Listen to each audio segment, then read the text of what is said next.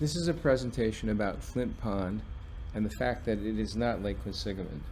It's an issue for the Worcester residents of Flint Pond who do not feel they are represented, nor is their perspective and data considered regarding safety issues and their fair access to the pond, particularly a direct view 24/7 of Oak Island. We're the only ones in the system that have that in our face.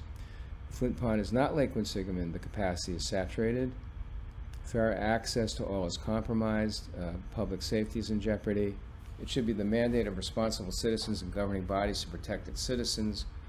With safety assured, we can then move on to the next step of fair access. Anything short is negligent, administrative complacency, and an accident waiting to happen. Usable area of this pond is less than Indian Lake. Indian Lake has already banned jet skis. To quote a mother there, why wait for someone to die before doing something? And it's simply a math and physics exercise. There are too many vehicles in too small a space. And when that happens, injury occurs because people can't stop. Jet skis are difficult. They require 200 to 400 feet to stop, particularly if there's a head-on issue. A portion of the pond is also a waterway connection to the boat ramp and the main lake. It's like a super highway passing through a parking lot. In addition, the traffic pattern as well as the superhighway is like Kelly Square with multiple race cars trying to get through, and basically it's an accident waiting to happen. I list the Kelly Square reference because those of you in Worcester know what I'm talking about. There are only really 40 usable acres. This is Lake Quinsigamond, this is Flint Pond, and they talk about this area and this area and this area as other ponds. They're really just swamps and not at all usable. So this area over here is this area over here, and it's only 40 acres approximately. It's certainly well under 75 acres, which is the state limit for jet skis. And again, stopping distance for a jet ski at maximum speed with two of them head-on would be about this much space. This is the 500-foot mark. You can see how little stopping area there is.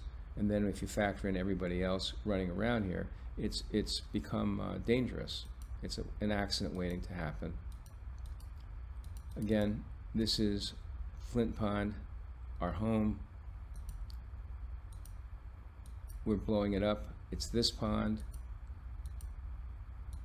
And we look directly out at Oak Island. We're the only ones who see all this activity. Even the people who live on the Shrewsbury side don't see the Oak Island head-on, and they don't see the boat ramp head-on, and they don't get a sense of the superhighway traffic pattern head-on.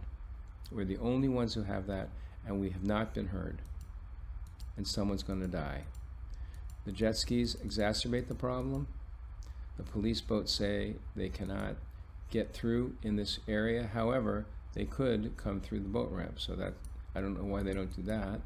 And remember, Route 20 just separates the whole system from the rest of the world.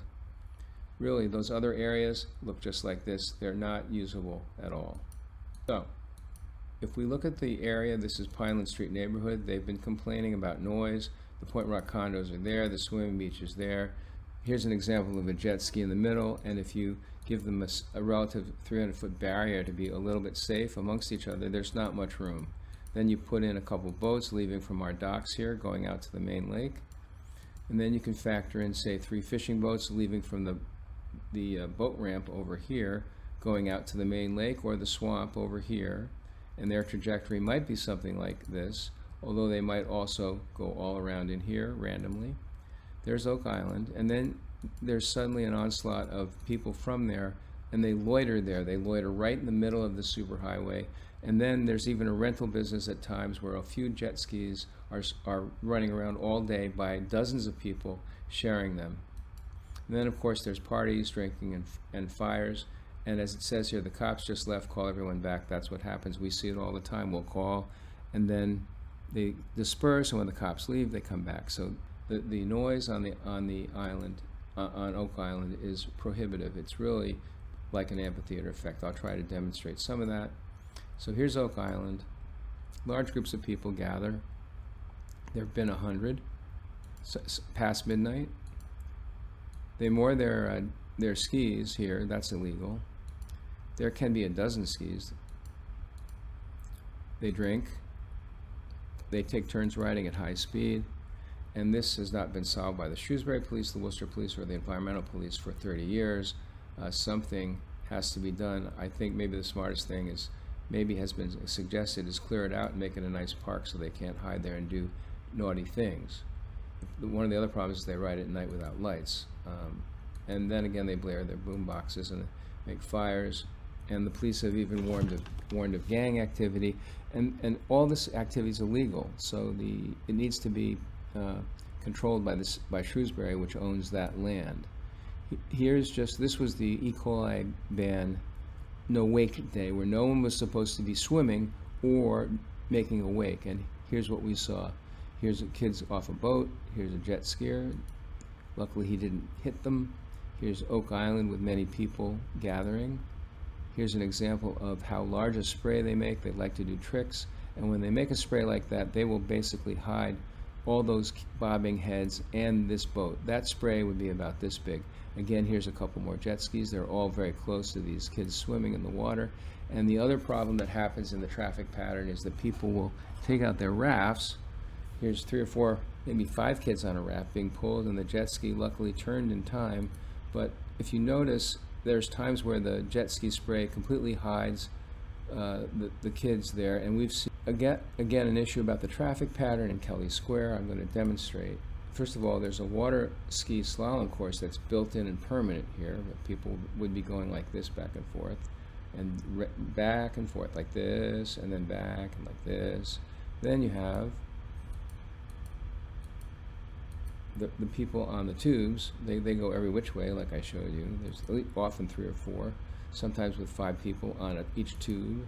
Then you've got the fishermen who are leaving. There's 3 fishing boats, for example, leaving from the ramp over here going past Oak Island.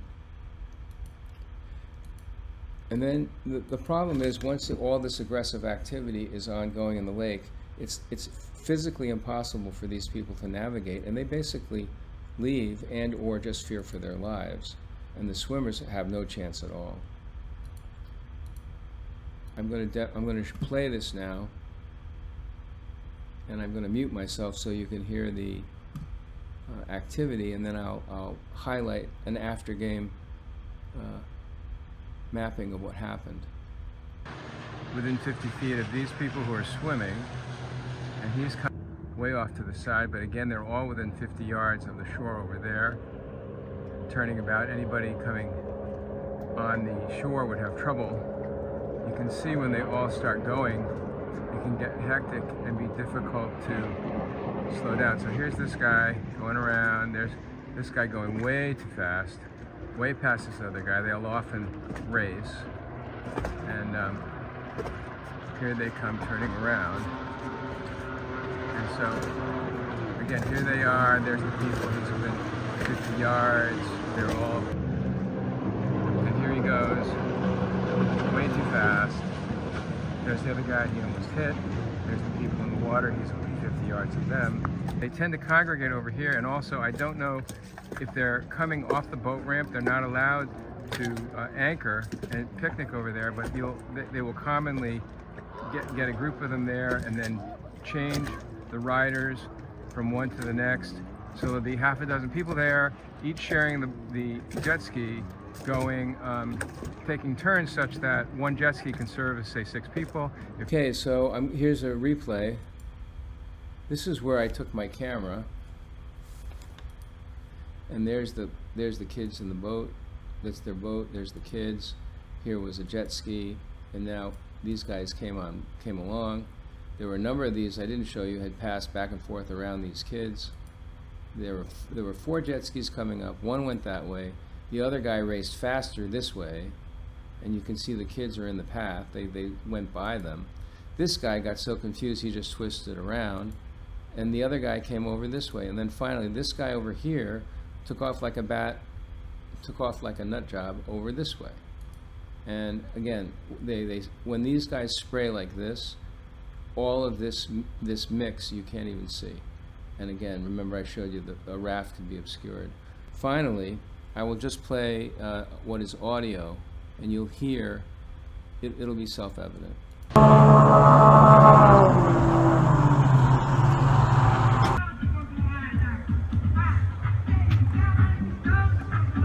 short answer is there's too many jet skis in too small a space, and either they ban the jet skis or have a no wake zone, because there's no other solution and someone's going to be hurt.